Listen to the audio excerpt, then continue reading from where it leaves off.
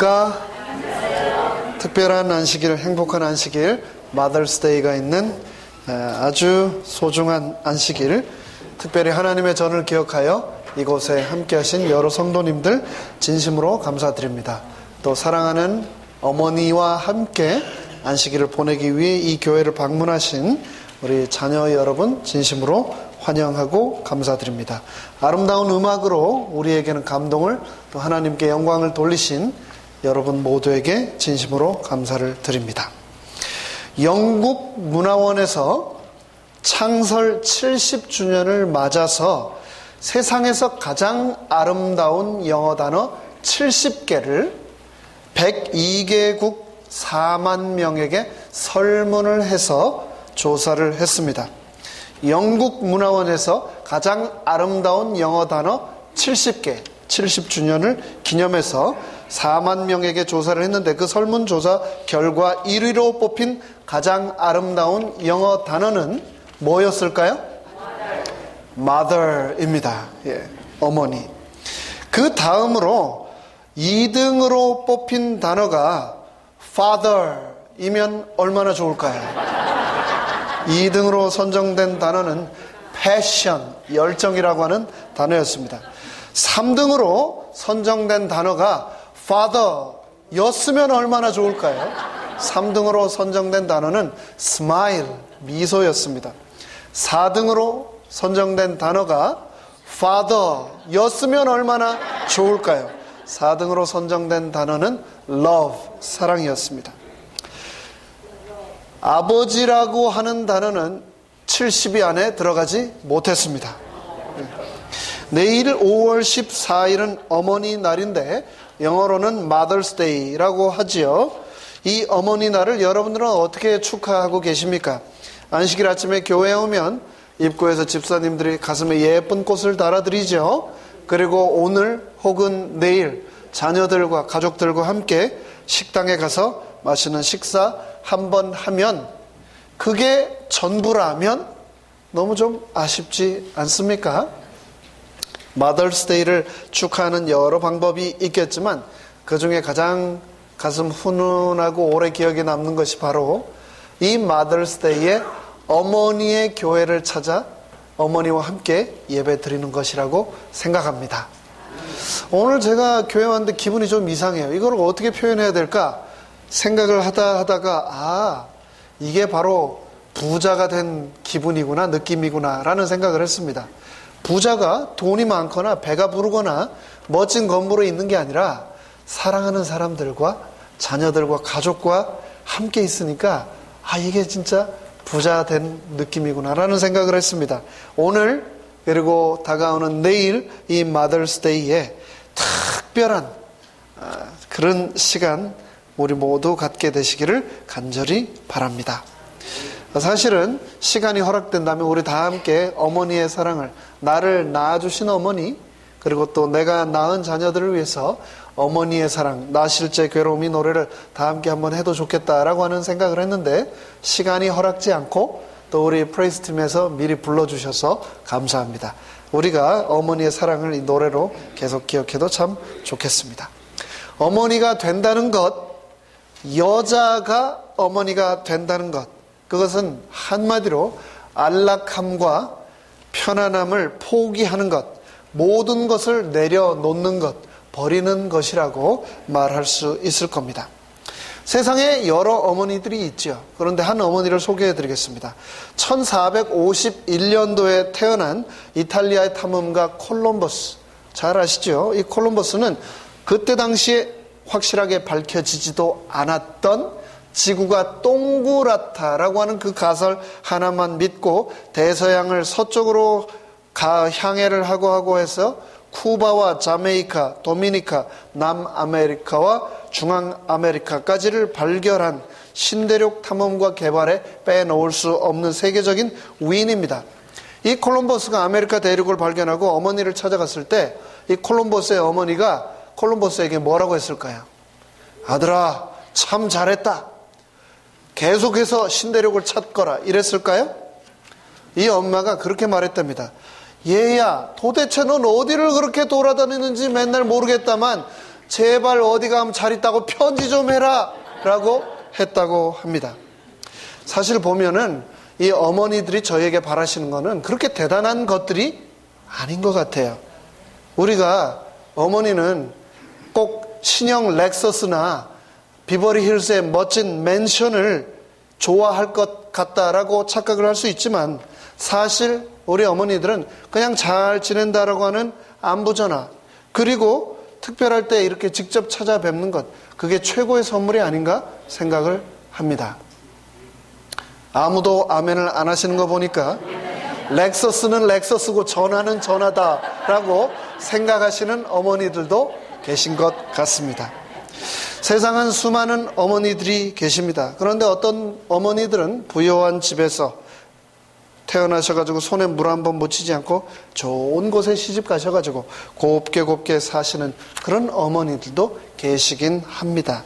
하지만 또 많은 어머니들이 어려운 가정에서 태어나 어려서부터 안 해본 일 없고 결혼해서도 가족의 생계를 위해 생업에 동참하고 그러면서 자지 못하고 먹지 못하고 쉬지 못하며 자녀를 기르시는 분, 그분이 바로 우리의 어머니입니다. 손바닥인지 발바닥인지 구별도 되지 않게 손지문이 다 달아지게 굳은 살 베인 그 거친 손, 얼굴에 패인 그 깊은 주름, 그런 어머니들이 우리 주위에 얼마나 많은지 모릅니다. 성경에도 수많은 어머니들이 등장을 합니다. 그 어머니들을 통해서 우리가 하나님의 사랑을 배우게 되는데요. 수많은 어머니들 중에 저는 오늘 사무엘 하 21장에 등장하는 한 어머니를 소개해 드리고 싶습니다. 사무엘 하 21장부터 14절까지의 말씀을 다 읽으면 시간이 좀 오래 걸리기 때문에 제가 중간중간 요약하면서 읽도록 하겠습니다. 사무엘 하 21장 1절로 14절까지의 말씀입니다.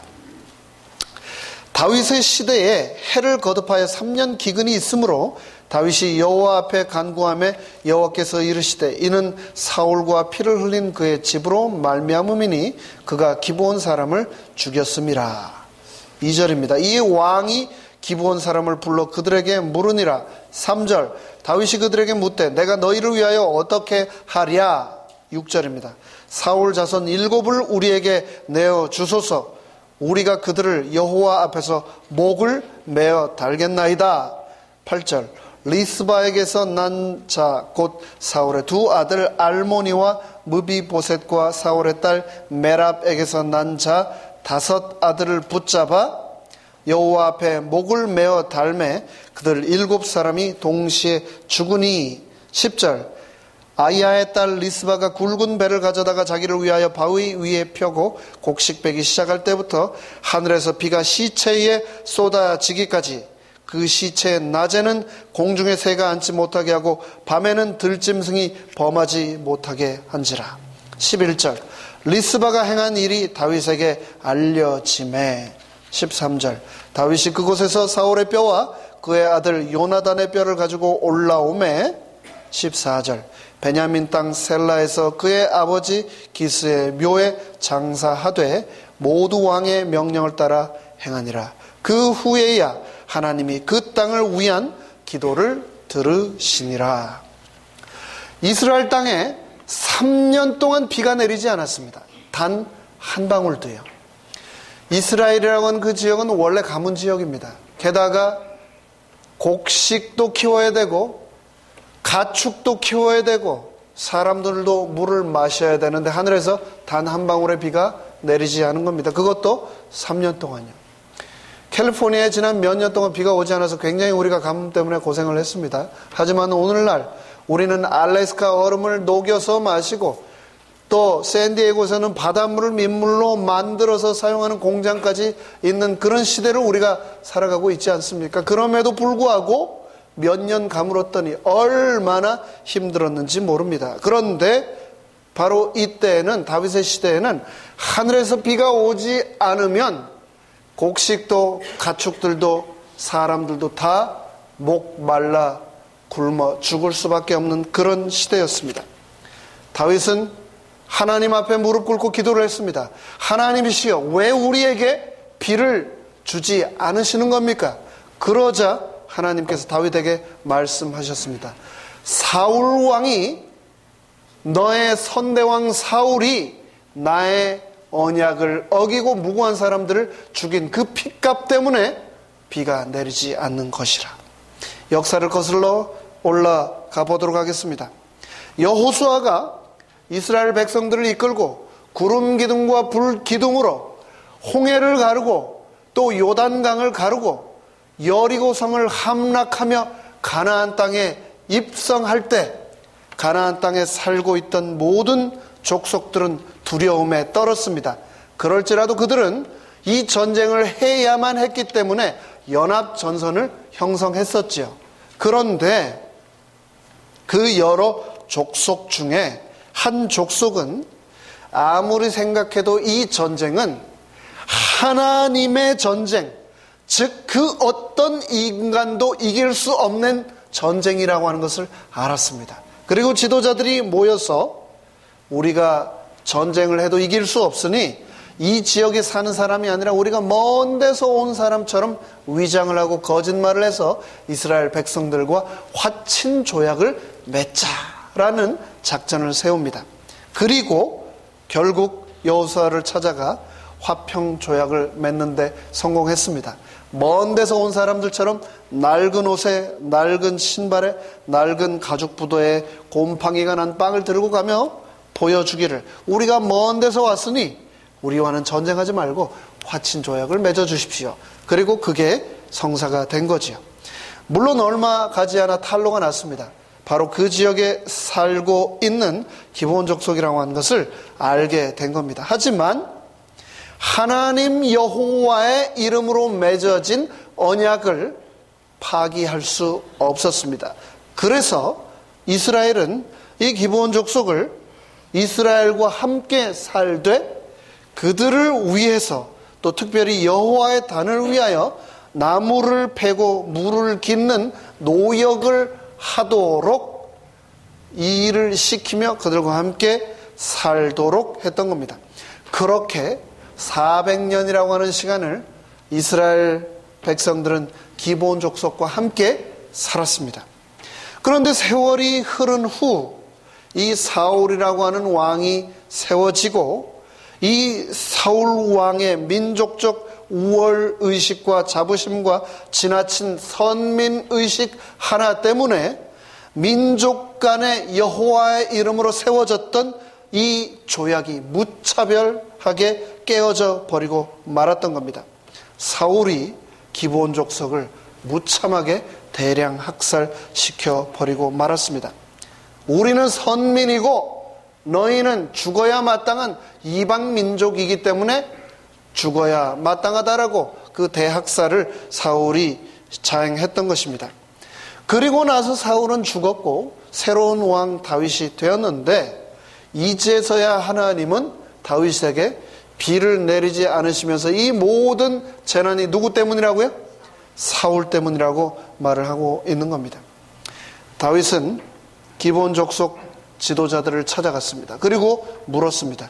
우리가 어떻게 하면 우리의 죄를 용서해 주겠느냐? 그러자 기브온 족속 지도자들이 뭐라고 얘기를 합니까? 21장 6절에서 우리에게 사울의 아들 7명을 내주십시오. 우리가 그 7명을 사울의 고향 동네에 목을 메어 다 죽이겠습니다. 그렇게 복수를 하겠다라고 말을 하고 있는 겁니다. 사울의 고향 동네인 기브아 동산 나무에 그렇게 받게 된 7명의 아들들을 매달아 죽이고 이 족속은 그들의 한을 풀었습니다. 그런데 이 이야기를 제가 오늘 드리려고 하는 것이 아닙니다. 이 학살이 오늘 드리는 진짜 이야기가 아닙니다. 진짜 이야기는 여기부터 시작합니다. 사울의 죄악 때문에 죽은 7 아들 중에 2 아들이 한 어머니의 아들이었습니다. 그런데 그 어머니는 누구냐면 사울의 아내인 리스바라고 하는 여인의 아들이었습니다. 이 리스바라고 하는 여인은 사울 남편이 전쟁터에서 죽어버렸습니다.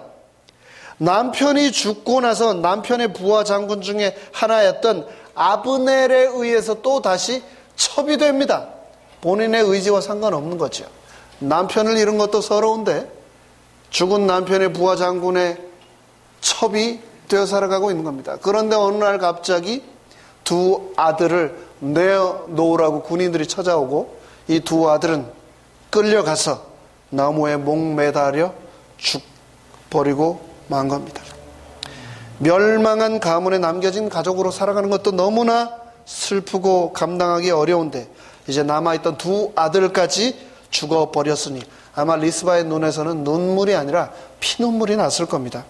그래서 이 어머니 리스바는 죽은 두 아들을 그 언덕 위에 목 매달아 놓고 그냥 떠날 수 없었습니다.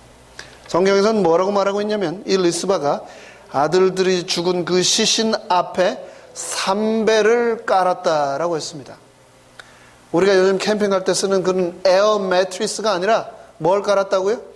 삼배를 깔고 그날부터 들판에서 시체들과 함께 지낸 겁니다. 장정 7명을 죽여서 매달아 놨으니까 거기 뭐가 들끓었을까요?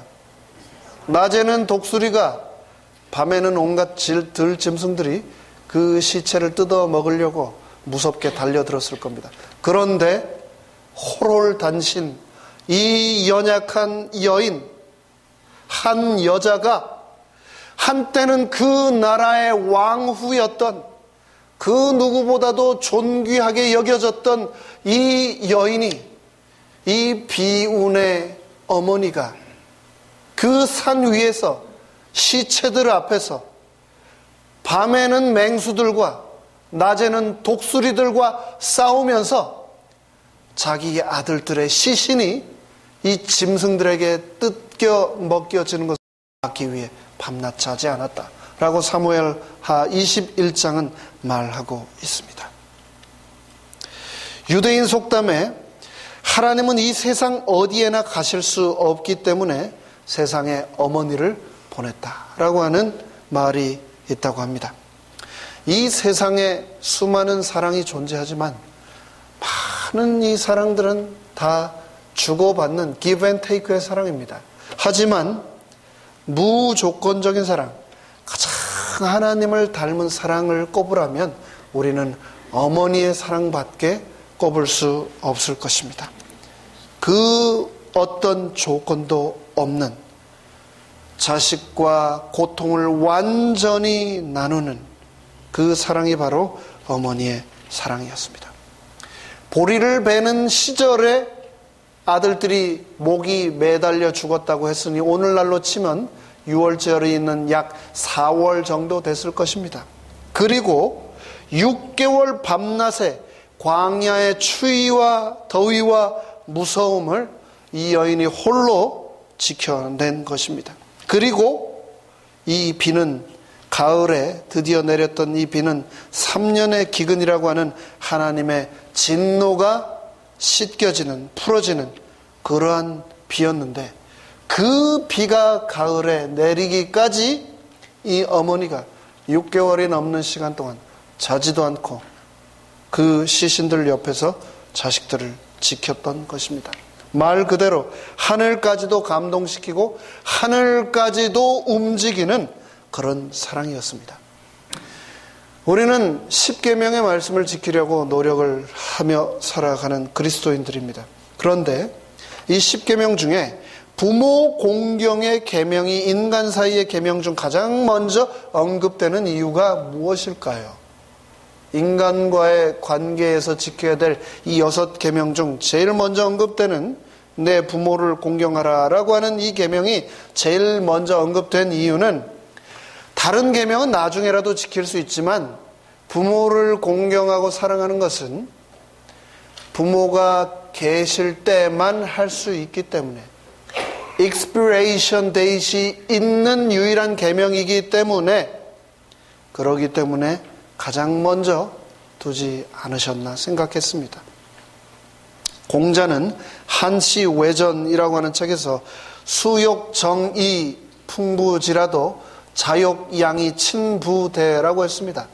나무는 가만히 있고자 하나 바람이 가만히 두지 않고, 자식은 효도하고자 하나 부모는 기다려주지 않는다라고 했습니다.